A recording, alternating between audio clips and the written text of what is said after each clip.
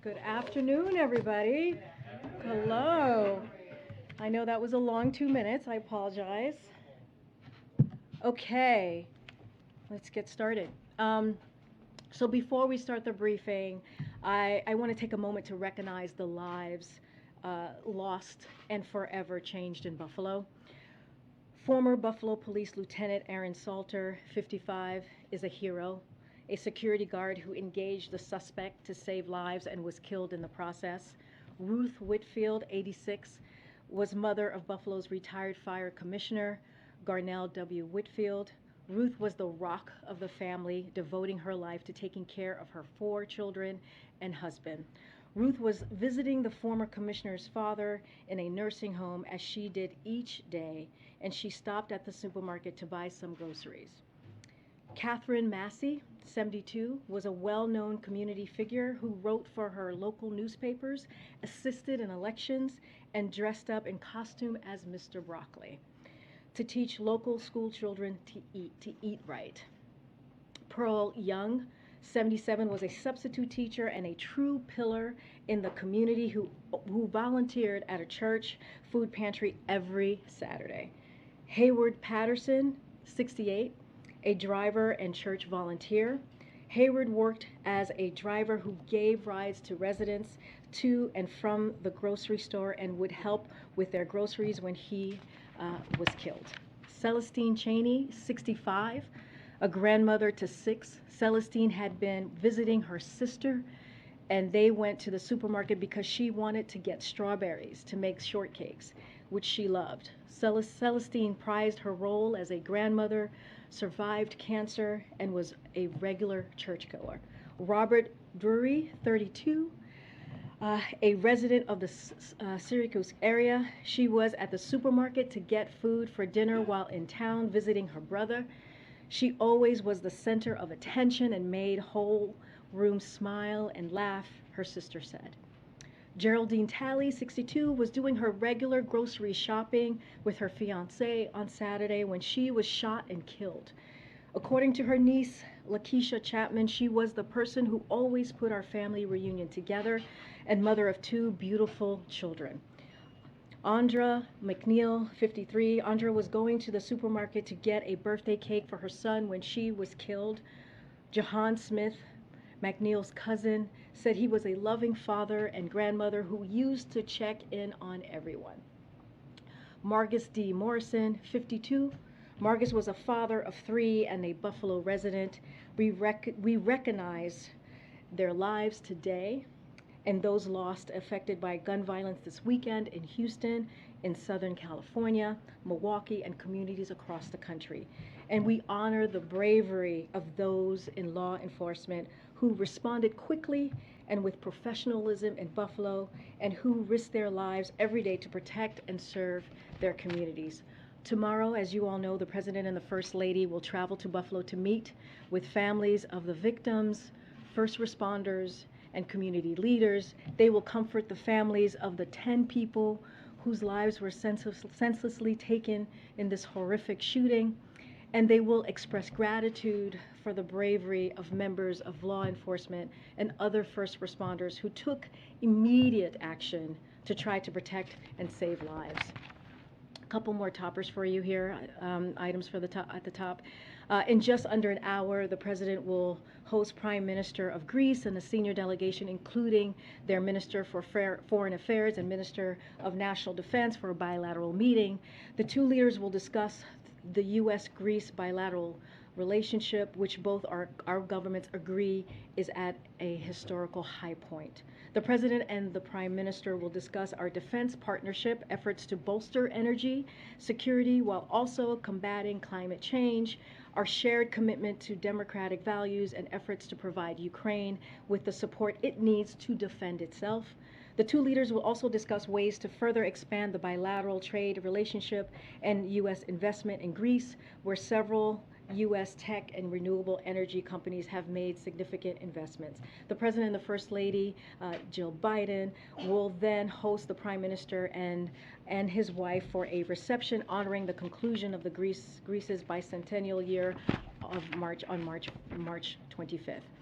Also today, the administration announced an action plan to ease the burden of housing costs, taking a series of actions to address one of the largest items in a typical family's budget and one of the largest drivers of inflation in our economy. As President Biden has said, tackling inflation is his top economic priority. The best thing we can do to ease the burden of housing costs is to boost the supply of quality housing, including building more new homes and preserving existing federal support and market rate affordable housing. Today's action plan includes legislative and administrative actions that will help close America's housing supply shortfalls in 5 years, starting with the creation of preservation of hundreds of thousands of affordable housing units in the next 3 years.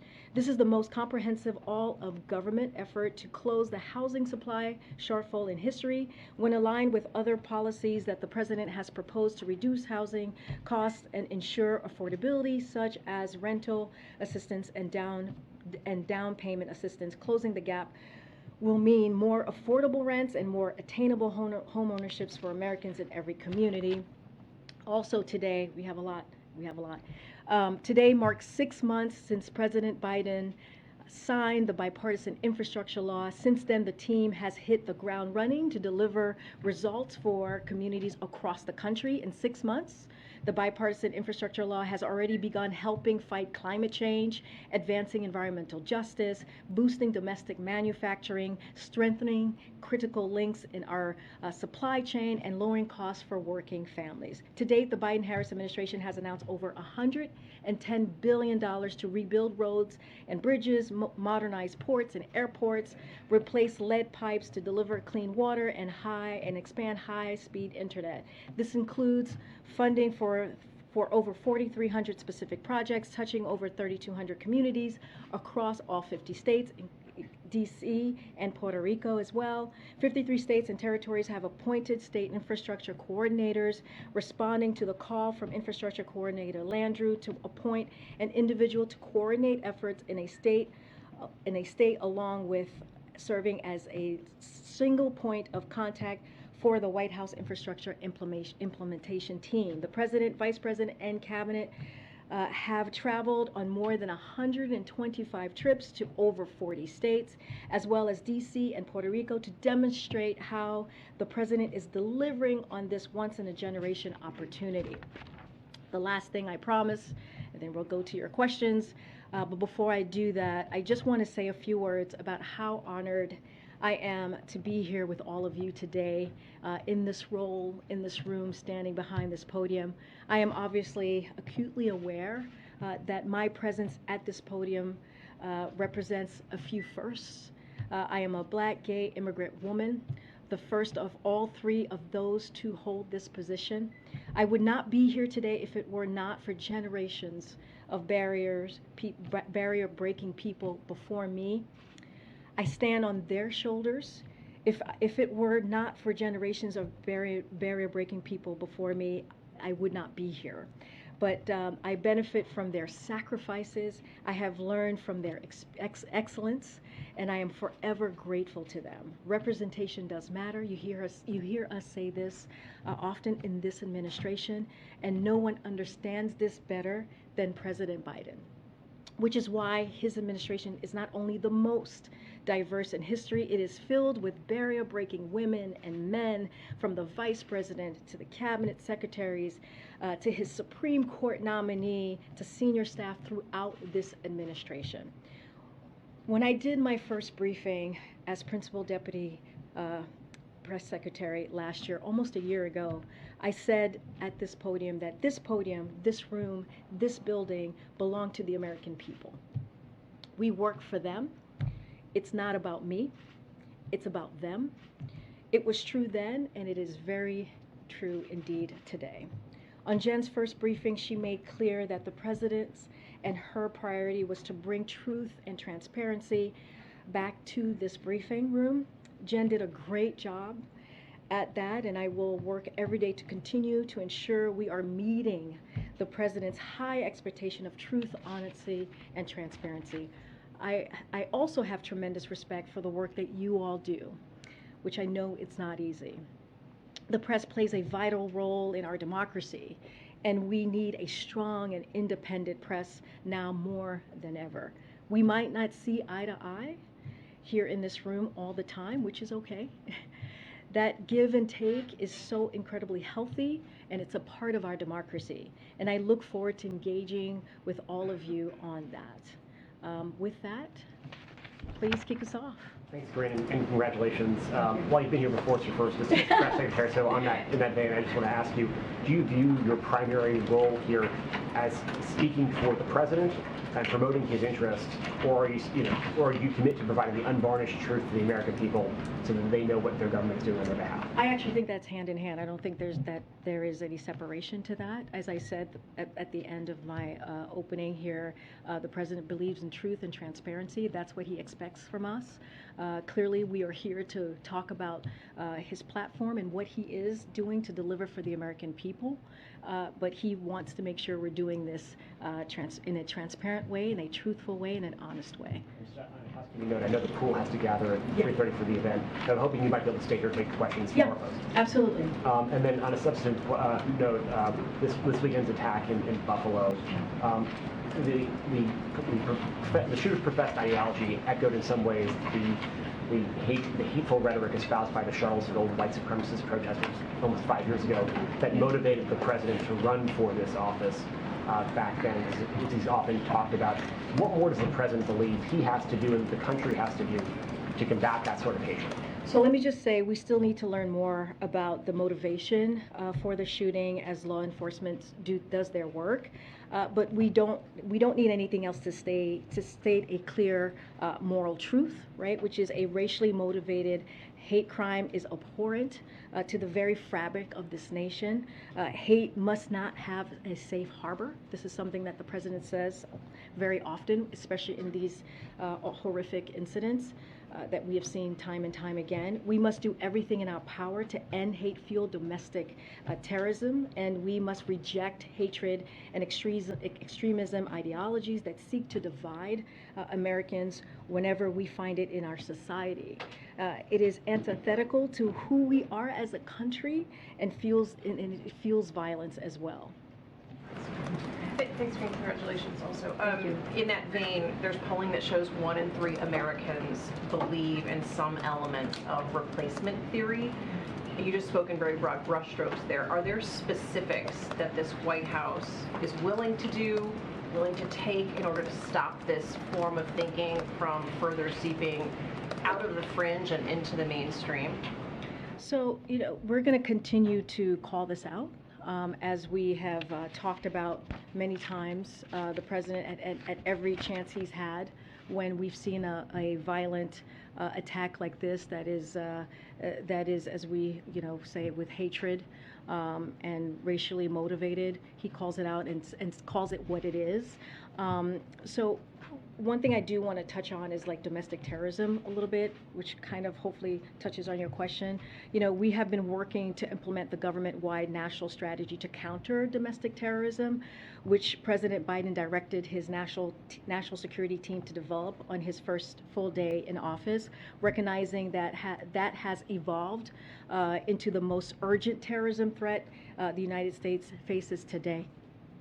That work includes improving information sharing throughout federal, state, and local law enforcement on domestic terrorism threats and analysis, adding resources to prevent domestic terrorism's recruitment and mobilization to violence, including online by increasing information sharing with the technology sector, and increasing our support for federal, state, and local law enforcement in addressing domestic terrorism nationwide, confronting long-term contributors to domestic terrorism, and rooting out hate and bigotry. This weekend's terrible events in Buffalo are just another vivid reminder of the urgency of that work and continuing to move towards that. But on this notion that immigrants and others are believed to be by some taking over and pushing white people out of positions of authority in this country, which is at the heart of so much of this terror that is being spewed online. Does the White House believe these views are being amplified by Tucker Carlson? Look, like I said, we are still figuring out the motivation of all of this, and we are very clear. Look, You know, as you all know, watching what happened in Charlottesville was a major factor in the president deciding to run, right? And back in 2017, you know, many of those dark voices still exist today, and the president is determined, as he was back then, and he is determined today, to make sure that we fight back against those forces of hate and evil and violence. So that's what we're going to keep doing. That's what we're going to continue to call out. But we reject hatred and extremism ideologies. But just in the interest, I apologize, in the interest of time, I know you've got to go, but Yeah. but are there elected officials that this administration views as threatening in this way? Yeah, it's what we're going to continue to do. Any one person, right? Doesn't matter who they are, who spews this type of hate, hatred. We're going to call out. We're going to condemn that. I'm not going to speak or call out any individual names. I'm saying that this is something that we need to call out. And so this is what the president has been doing and will continue to do that. You saw him say that in his statement over the weekend, and that's, you know, now he's going to go to Buffalo and visit with the victims that were affected by this violence that we saw on Saturday. Go ahead, Jake. Thanks for bringing it. Congratulations. Thank you. President Putin said today that Russia has no objections to Finland and Sweden joining NATO, which seems to be a shift in policy for them. What is the White House's reaction to that, and can you give us an update on U.S. efforts to help bridge the gap between Turkey and Finland and Sweden? So on the Turkey part, I'll take that first. I know that there was a question about how they were feeling or what the Turkish government said about Finland and Sweden. The secretary spoke to this again, as I just said yesterday, during his press conference in Berlin, a meeting with his counterparts in NATO. And so what he said is, we are confident we will reach consensus as an alliance on an entry process should they decide to apply. That was what Secretary Blinken said yesterday. I cannot speak for the Kremlin. We believe we believe in NATO's open door policies and the right of each country to decide its own future, foreign policy and security arrangements. That's what we believe, and so we welcome the recent statements from governments of Finland and Sweden on their intention to seek NATO membership. We will strongly support these applications when they are formally presented in Brussels. Both Finland and Sweden are close and valued defense partners of the United States and of NATO. Secondly, when and why did the president decide to have additional troops sent to Somalia? Yeah, I know that was just announced, I believe earlier today. So the president has approved a request from the Secretary of Defense to reestablish a persistent U.S. military presence in Somalia to enable a more effective fight against al-Shabaab, which has increased in strength and poses a heightened threat. This is a repositioning of forces already in theater who have traveled in and out of Somalia on an episodic basis since the previous administration made the decision to withdraw. That was back in January 2021, as you might recall. As we've emphasized throughout his administration, we're approaching counterterrorism in a manner tailored to the particular terrorist threats that we see emerging from particular countries.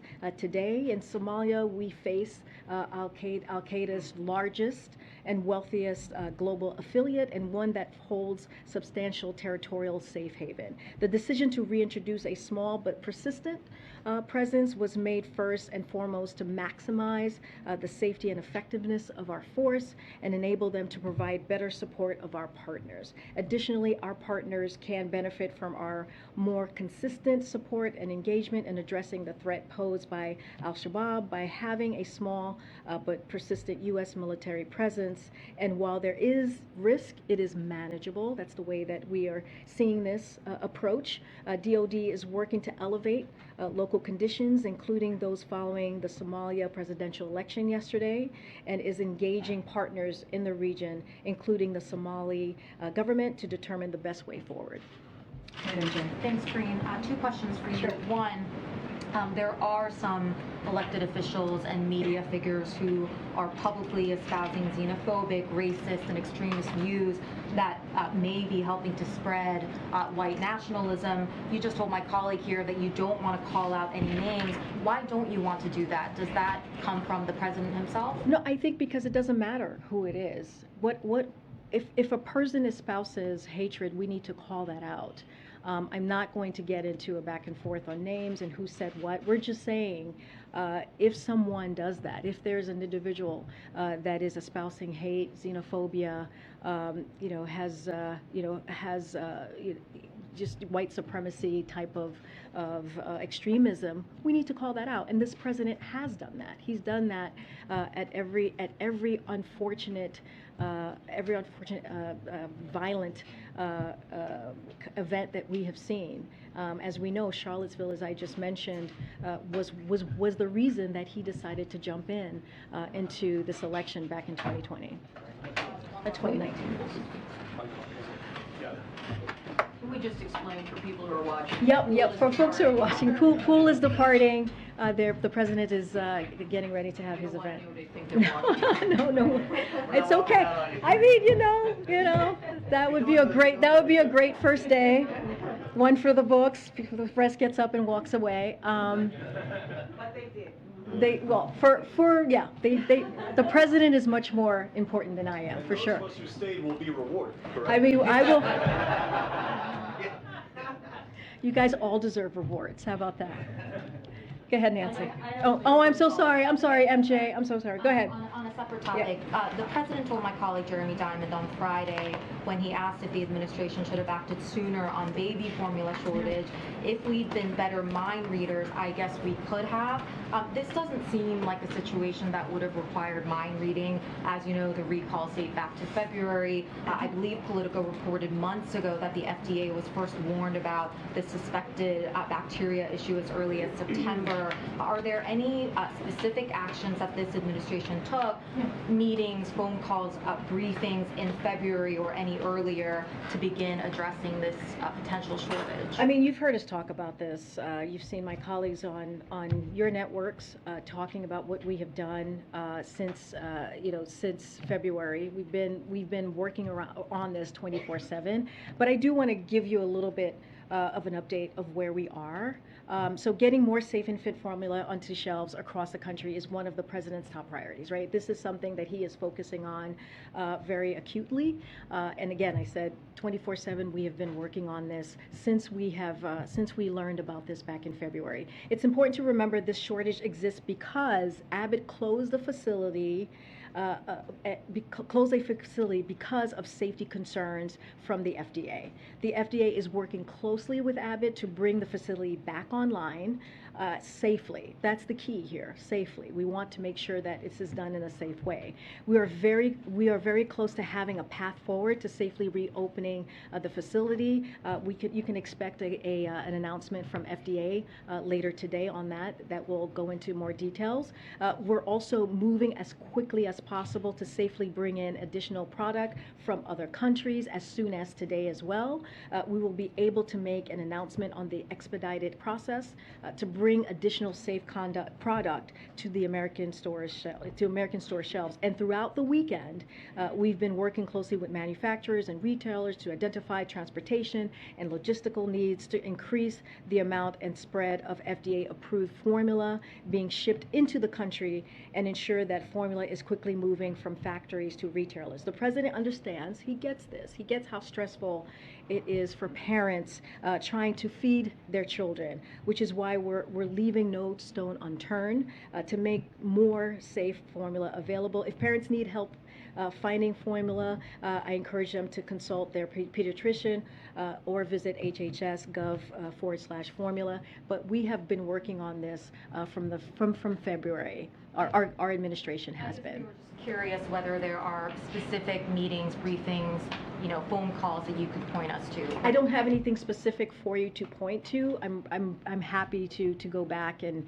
get that, make sure that we are fully transparent on what we've been doing. But this has been, this is an important, priority, a top priority for the president. His team has been working overtime to make sure that we get formula back on the shelves, and we want to do this in a safe way. And again, we cannot forget how we got here. Abbott closed the facility because of safety concerns from the FDA. The FDA wanted to make sure that formula was going out in a safe way, and that is the job of the FDA, and that is the job of this administration as well. And just very quickly on Abbott, Secretary Becerra said today in terms of when things would be back to normal that Abbott is the one that can tell you the timeline. We don't run their plant. Do you know if anyone from the federal government is currently at the plant or has visited the plant to get a sense of where things stand?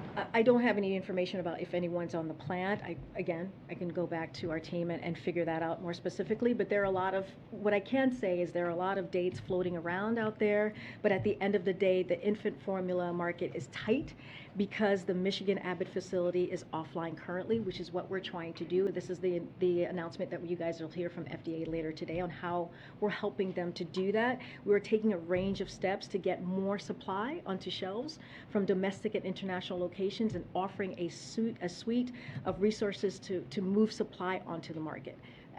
As the Secretary said, Abbott can't speak on it to an exact timeline for reopening, but FDA is and will be prepared to effectively and quickly certify moving out safe products onto shelf as it is obligated to.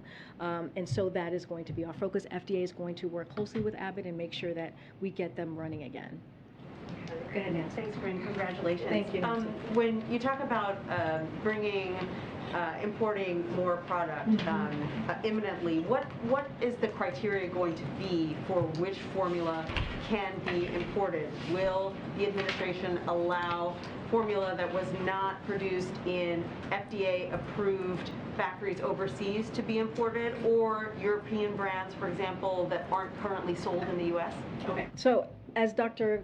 Califf was on various networks today, the FDA have said that it will release guidance as soon as today on how major formula manufacturers can bring in product that is not currently being produced for the U.S. market, as you're alluding to there, Nancy, and to your question. Companies will need to apply with the FDA, and FDA is prepared to review applications quickly and respond to them rapidly. FDA will prioritize review of applications that are most likely to be successful and will get the most formula to U.S. shelves as quickly as possible. All companies will meet the FDA's gold standard for quality control, and only safe products will come to America's shelves, as the FDA commissioner said and explained in detail this morning. At the White House, our role, what we'll be doing is we will have alerted embassies, retailers, and manufacturers to identify potential companies that would make use of the new FDA importation process. Once FDA has finalized its rules, we will be ready to provide information to the public on using the new system quickly and safely and bring new supply to the market. And New York Senator Kirsten Gillibrand says the president should be invoking the Defense Production Act to increase supply more quickly. Is the president still considering that? And if not, why not? I mean, we're pretty much where we were before on the DPA. We're leaving no stone unturned, and every option is on the table, as we have been saying for the past several days. I have no update on the DPA and where we are, but what we're taking action is to make more supplies available as soon as possible, as you've been hearing me say.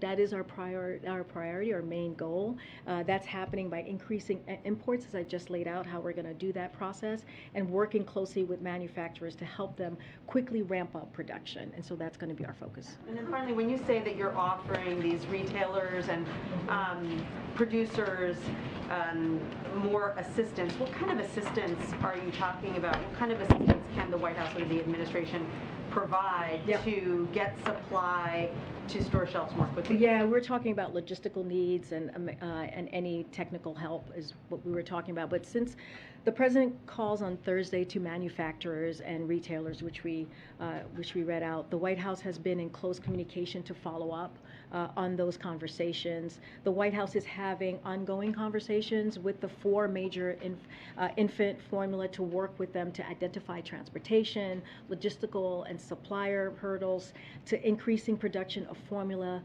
at their U.S. and FDA-approved facilities, to expand the amount and speed of FDA-approved formula being shipped into the country, and ensure that formula is quickly moving to retailers from factories. We are also in ongoing communications as we talk about retailers here as well, with Target and Amazon and Walmart and other leading retailers for baby formula to identify parts of the country that may be at risk of critically low supply of infant formula, and have offered to work with manufacturers and retailers to bring more formula to those parts of the country, including the U.S. government transportation and logistical support. Last, we are also contacting suppliers to infant formula manufacturers to inform them that their materials are critical for boosting U.S. infant formula production, and they should prioritize their production and delivery. So essentially, in short, we want them to know we're standing ready to provide the resources or support needed to move safely to get this to the shelves as soon as possible. Go ahead. Yeah, COVID cases are up 61% in the last 2 weeks. Hospitalizations are up almost 25%. Is the White House concerned that the pandemic has not moved on from us? I mean, look, Dr. Jha was here not too long ago. I think he very, very early in his tenure, he stopped by and answered all of your questions, and he said this is tricky, right, when it comes to COVID. And the thing that we have to remember, and we keep saying from here, is that people have to get vaccinated. They have to get boosted. That is the way to really start moving forward from COVID. And that's been the president's focus in putting together a comprehensive strategy to make sure that is happening. And that's why you've seen that success of more than 200 million people who have been vaccinated. And so we're going to continue to have that message. Again, COVID is tricky, right? This is a once in a generation pandemic, and so. But what we're going to continue to do is do the job of the federal government and make sure that we keep the American public as safe as possible, and communicating on what we need to do to move forward. In terms of that communication, Dr. Jha did come here, but it was a while ago, and the regular COVID briefings with the CDC director and other health advisors have fallen off a cliff. What is your view on whether these briefings should be happening?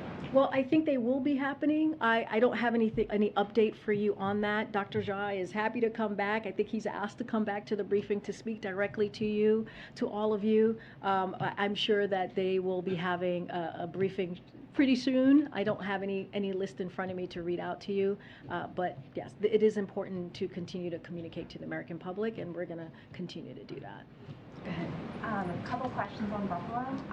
We understand that the shooter did purchase his guns legally, but he did have a history of mental health issues and was held for an evaluation last year. So does the White House believe he should have been prevented from owning a gun because of that history, and how does the administration propose doing so in the future? So just give me a second, because I really want to touch on this. It's really important. Our nation is facing a mental health crisis, so it's important to call that.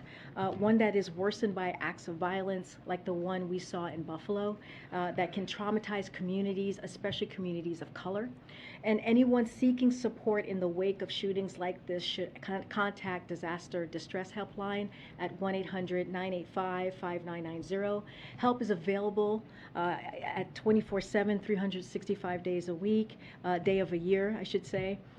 For people who are experiencing emotional distress related to any natural or human-caused disaster. We are committed to expanding access to mental health for all Americans. The American Rescue Plan made historic investment in mental health and substance use care, and in his first State of the Union, the President unveiled his vision for transforming mental health in the United States. His comprehensive strategy focuses on building a system that works for everyone by increasing the supply supply and diversity of the mental health workforce, connecting more people to care by lowering cost and other barriers, and creating environments that help prevent mental health problems and support recovery. While we are committed to this work, I want to also underscore that the overwhelming majority of individuals with mental health problems do not commit acts of violence.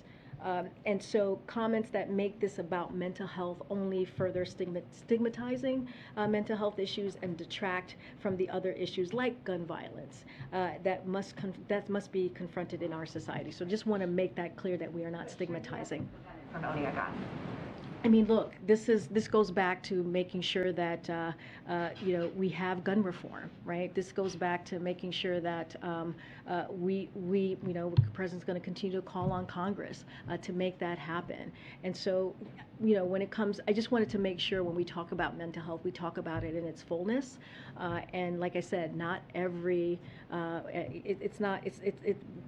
every individual that has a mental health problem commits acts of violence. So I just want to make sure that we don't stigmatize it. Take another one. Would Sure. the president support the death penalty for the shooter if he's eventually convicted? Look, this is being investigated by the Department of Justice. I don't have, it's not my place from here, this podium, to go beyond that.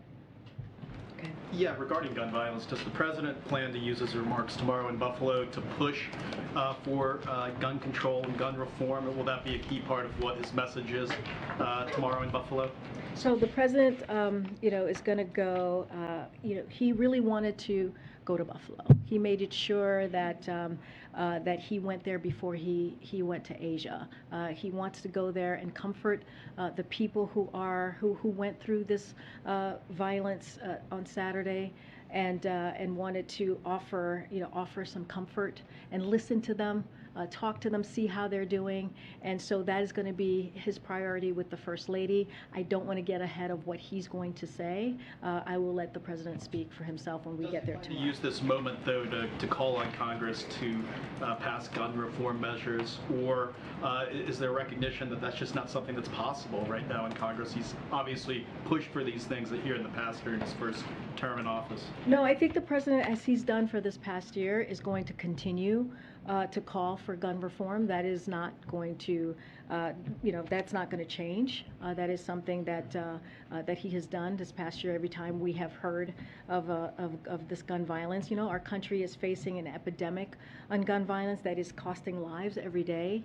We saw that in Buffalo, as we're talking about, and in examples every day that might not make the news, but tear up families and communities. This is a top priority for the president, and it's been throughout his career. I do want to say that what we saw in the country this weekend are an urgent reminder of how important it is to have confirmed leadership at AFT.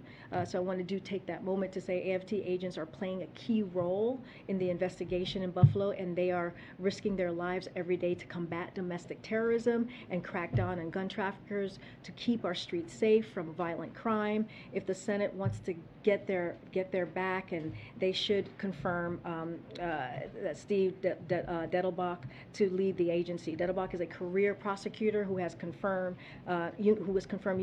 unanimously last time he was before the Senate. He was the support of former federal prosecution. He has the support of former prosecutors from both parties, including the team that prosecuted the deadly Oklahoma City bombing, domestic terrorism case. He has the backing of major law enforcement groups, including one that represents many of the rank and file ATF agents. He's going to lead as ATF director. So that is something that is really important, that we make sure that we get that done, and we're calling on Congress to do that.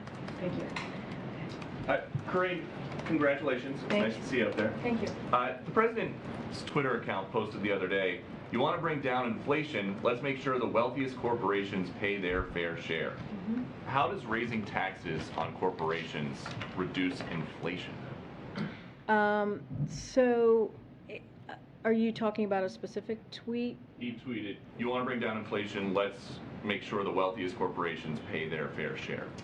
Look, we have talked about this past year about making sure that the wealthiest among us are paying their fair share.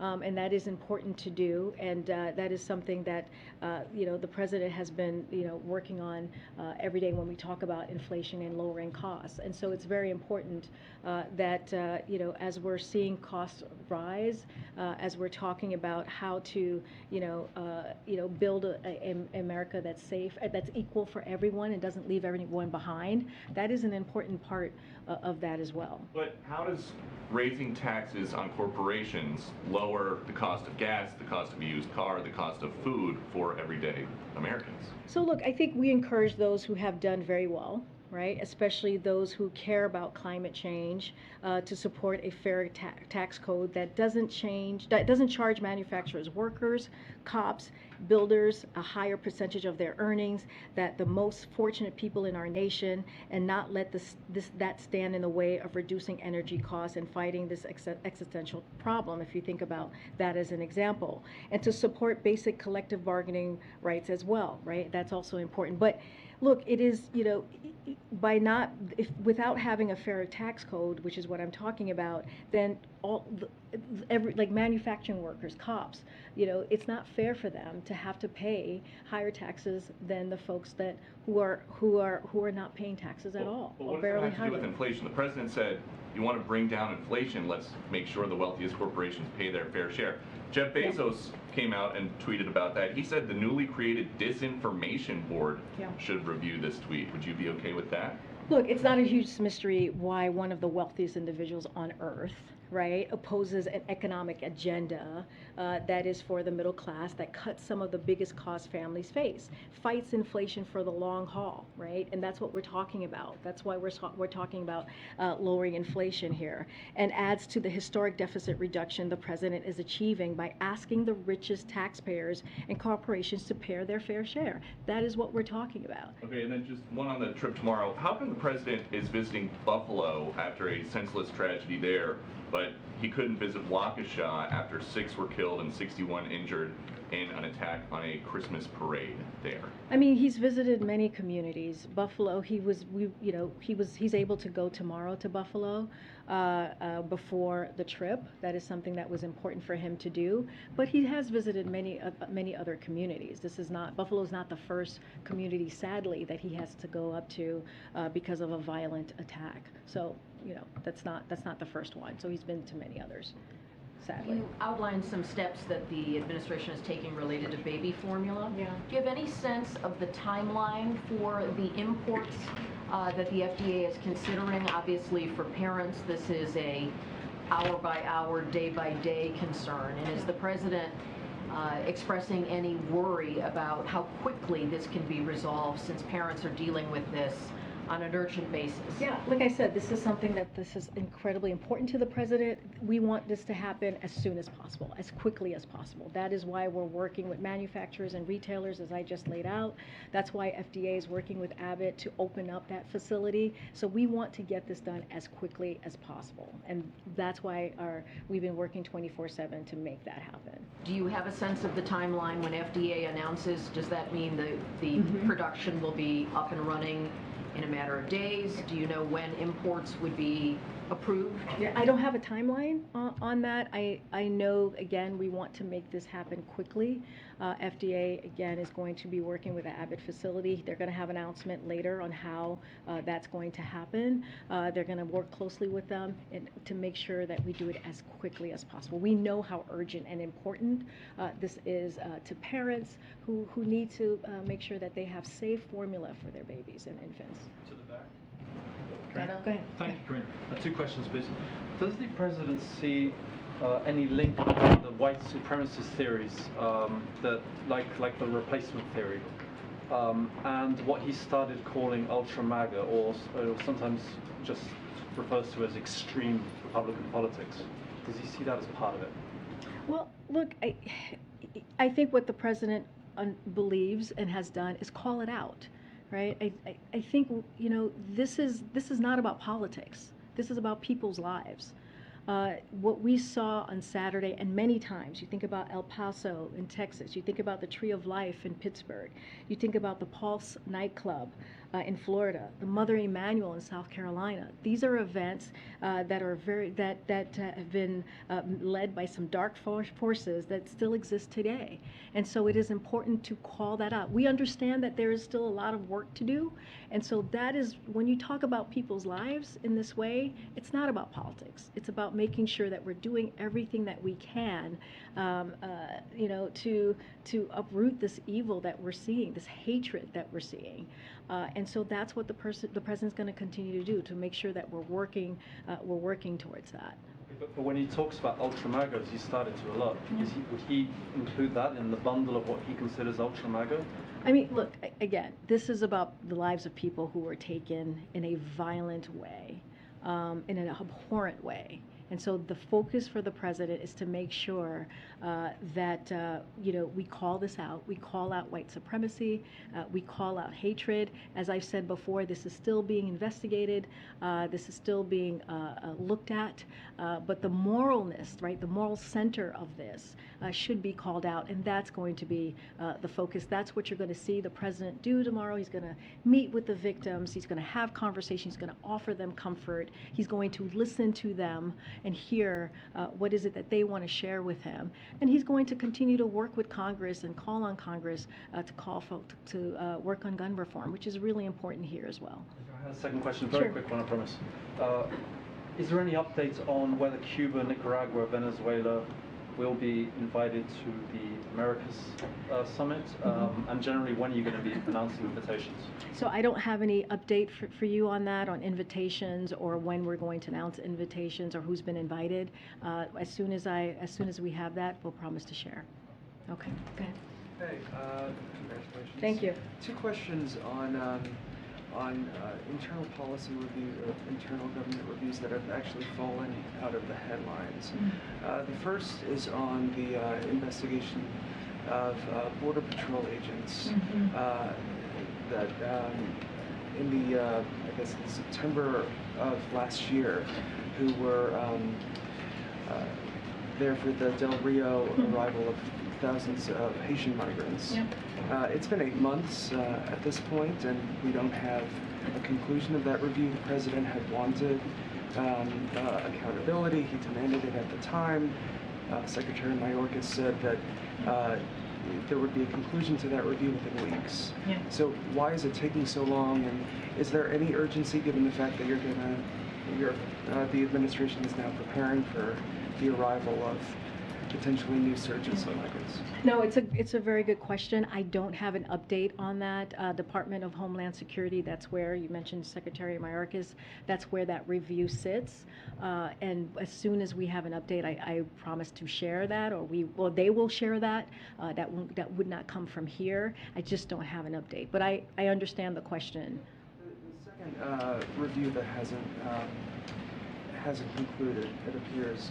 The administration said that after the terrorist attack in Fort Worth at a synagogue, they were going to review how an individual who was a British-born citizen who had been on a watch list 10 years prior somehow was able to enter the United States, and that they were going to look at lessons learned. You mentioned how there are increased threats of foreign-born terrorism as well as domestic foreign terrorism. Where is that review? What lessons have been learned, and is that a priority? So I don't have an update on that. I will have to check in with our team to see if we have something to share on that particular review, and so I'll do that. I'll check in with the team, and you should reach out to us afterwards and see what we can do. Okay. Hey, Jen. Two on the economy. China's industrial output and consumer spending came in at their worst levels since the pandemic began. Are you worried that this will cause a global recession, including here? Can you say that again? What came back? China's industrial output, which of course has an impact on the global economy and the U.S. economy, came in at the worst levels since the pandemic began, and I'm wondering if you're worried about a global recession. So, the one thing I can tell you is that I know that there's always a question about the economic strategy around China. I can give you that update. I have not seen that specific data that you're speaking of. But the United States has strong economic and trade ties in the Indo-Pacific, but we agree it is essential for us to step up economically in the region and to do it fast. We need a new model of economic engagement and trade. As we're talking about that region specifically, the past couple of years have highlighted real gaps in global economy, like vulnerable supply chains and corruption and tax havens and lack of innovation and creativity holding us back. The old models did nothing to address these issues that underpin our growth, and we will define the coming decades and our ability to deliver for our people. That's why we're working intensely on developing an Indo-Pacific economic framework. We've gotten a lot of interest from countries in the region. We've also spent months engaging Congress and labor. So as it relates to our economic framework, it's going to focus on building agreements with Indo-Pacific partners and one developing a modern digital economy, including opening the door for small and medium businesses, reducing supply chain vulnerabilities and diversifying our supply chains to drive investment that will create good jobs for people at home and in Indo-Pacific. 3, treating climate change like the economy issue it is by investing together in the green economy, and also building a fairer economy with tax and anti-corruption practices that level in the playing field, not just for workers, but also for businesses too. And that's kind of our economic strategy in the region. That particular data I have not seen yet, so I would need to check in with our team. And then one more overall on the economy. The dollar is very strong right now, and all indications are that it's damaging the domestic and global economy. And I'm wondering if you share that view and if it's time for the Biden administration to address this. Again, that I would just going to have to check with our team. I've not seen that report, but I'll check in with our team on that. Quickly, the follow-up on the economic strategy in the Indo-Pacific. Is the president expected to lay that out on his trip there? I don't have anything new to share or preview for you on his trip. As you know, Jake is going to be here. Jake Sullivan, National Security Advisor, the President's National Security Advisor, is going to be here on Wednesday, and he'll talk more and give a little bit more depth on what's happening, what we're going to be doing, the messaging and the goals in Asia. We'll also have calls. As you know, we tend to do these background calls leading up to the trip, and those background calls will give you a little bit more information on Indo-Pacific, what the goals and what we're delivering. I don't have anything specific on that. Go ahead, Stephen. Probably a good question for Jake, but I'll ask you because it's timely. Yeah. Does the White House have a response to the India move over the weekend to block wheat exports? I don't have an update. I don't have anything for you on that. Karine, yes. On the several civil rights groups are calling for a forum, a summit on hate crimes. Is that something you all are considering? Yeah, we've heard of this of the summit. I don't have anything for you to preview or to confirm on if we're going to have that summit here at the White House. Clearly, we're constantly talking to organizations and leaders in the communities and having constant dialogue, but I just don't have anything new on that. This morning, the Supreme Court ruled against a man who immigrated from India, and they ruled that he was deportable essentially because he checked the wrong box on his driver's license application. Is that a case that the Biden administration might try and intervene on, or what do you think of that decision? My guess is it's going to go to, that would be a Department of Justice to decide, not for us to decide on, and so I would refer you to DOJ. Go ahead.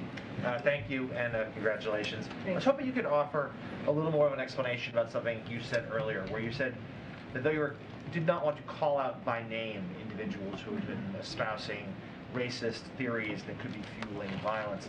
I guess my question is, why not? Particularly if they're individuals who have very large platforms and theoretically carry a lot of influence. This would be people accused of doing so include the number 3 Republican in the House and the host of the number 1 cable news show on television. Why not call them out by name? I mean, look, what we saw on Saturday was devastating and horrific. It is what we want to do is making sure that we send a very clear message that hate must have no safe harbor. And we must do everything in our power to end hate-fueled domestic terrorism. And we must reject hatred and extreme ideologies that seek to divide Americans wherever we find it in society. It is antithetical to who we are as a country. And that is what we want to make sure that we're doing. It doesn't matter who it is.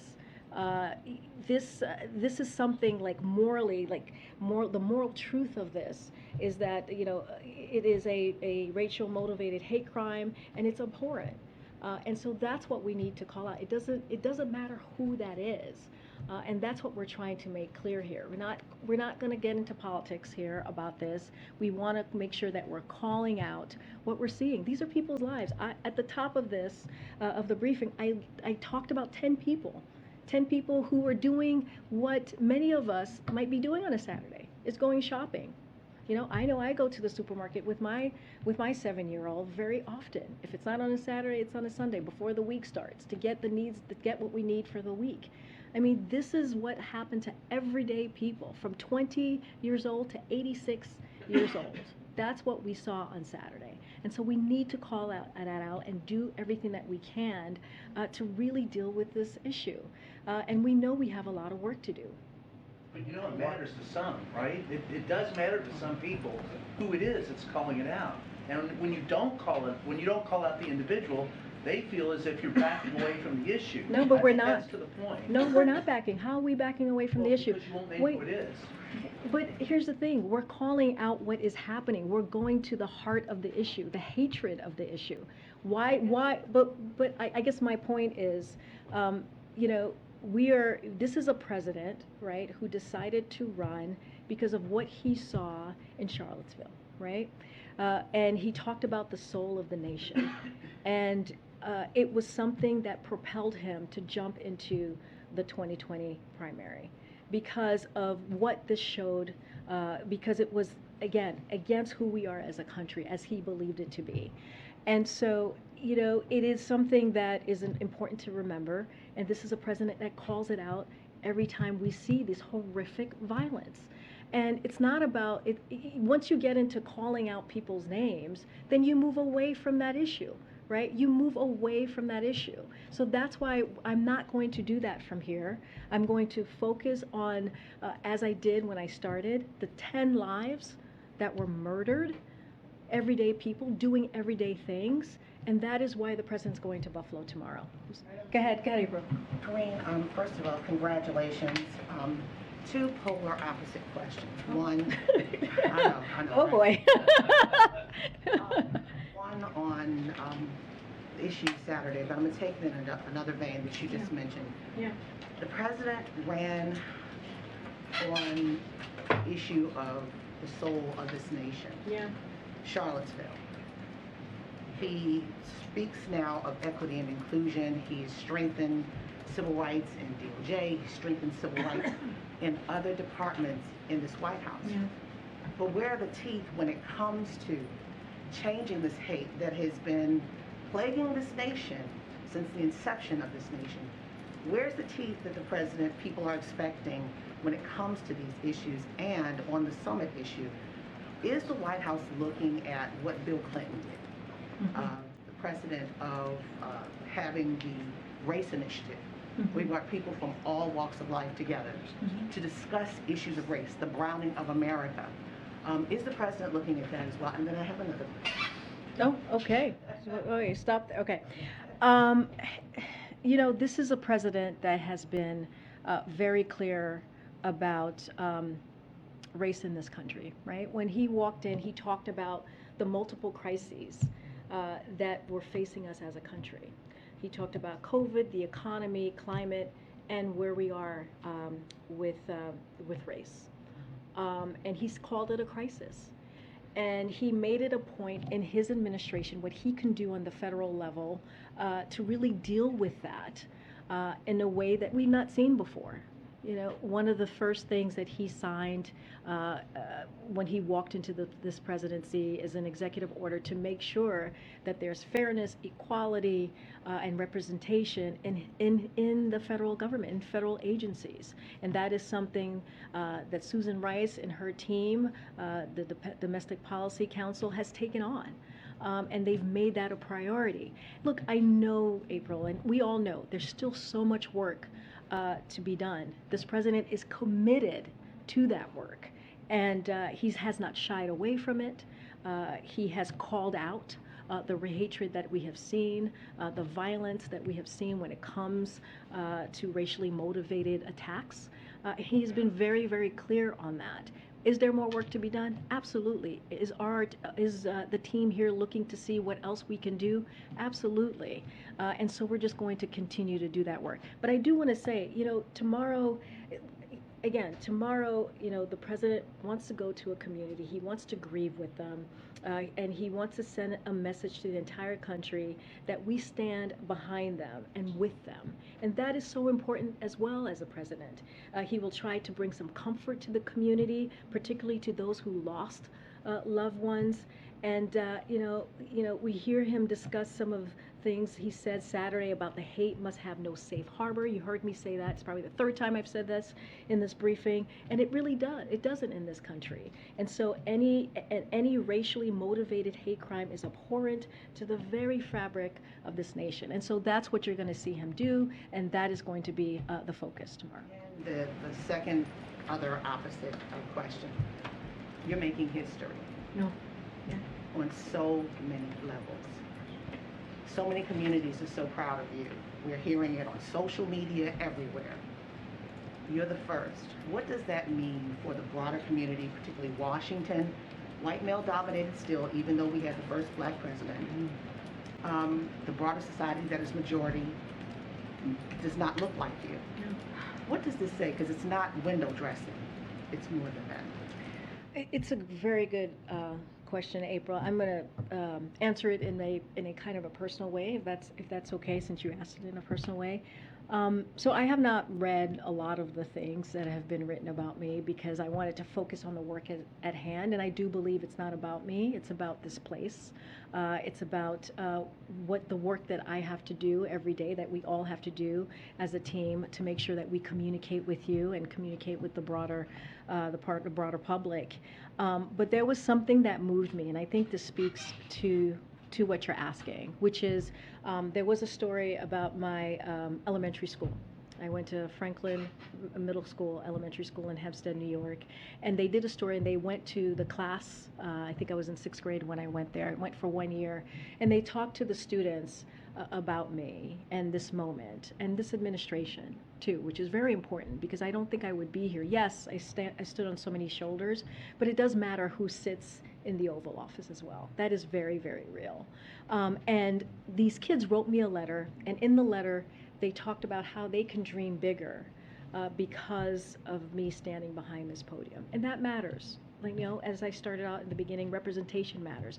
And not just for girls, but also for boys. And so what I hope is that young people get to dream big and dream bigger than they have before by seeing me stand here and answer all of your questions.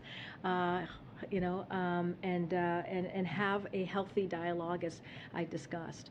And so I think it is important. And so I appreciate the question. Thank you. I have to follow that, unfortunately, with some questions about Somalia and Ukraine. Okay. But first, happy first day. Let me just ask you this. And now? Yeah, now going on. Okay. All right. It's a bit of a hard left, sorry. No, it's okay. That's what this is all about. It's okay. It's okay. Has President Biden spoken to Somalia's new leader? Did he or does he plan to congratulate him? And has there been any leader-to-leader discussion about the new troop deployment? Okay, so I'll say this, and I think I said earlier that having making sure that we're